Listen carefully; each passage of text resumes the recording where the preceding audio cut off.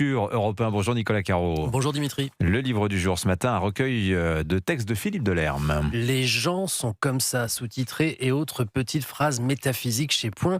J'aime beaucoup les textes de Philippe Delerme depuis la première gorgée de bière, mais alors attention à ne pas lire à côté de quelqu'un, sinon vous allez passer votre temps à le déranger en disant « Attends, écoute celle-là aussi, c'est tellement vrai ». Mais c'est quoi, des phrases métaphysiques? C'est lui qui en fait de la métaphysique et une source de pensée profonde, mais les phrases qui sont autant de chapitres sont précisément les phrases les plus banales du monde, celles que l'on prononce machinalement sans même se rendre compte de ce qu'elles contiennent. On a fini par les vider de leur sens et Delerme leur en redonne et il en ressort soit de la poésie, soit une réflexion sur le monde tel qu'il va, soit du rire et parfois tout ça en même temps. Par exemple, je ne souhaite ça à personne. C'est une sentence qui termine souvent une plainte, une ponctuation, la fin de la démonstration.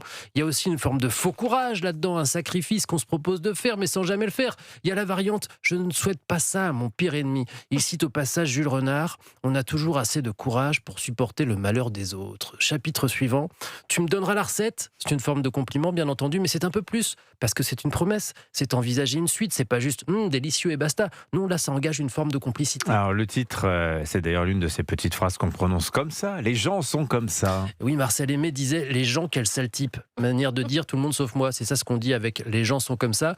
Et on se dit, et si on dit ça à quelqu'un, on l'exclut aussi de ces gens-là, bien entendu. Les gens sont comme ça, mais nous non.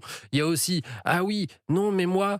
Ça j'adore, ou moi je crois beaucoup à ça, c'est ni fait ni à faire, tu vas sortir de ta zone de confort, ou t'inquiète, et ma préférée, c'est du Fédo.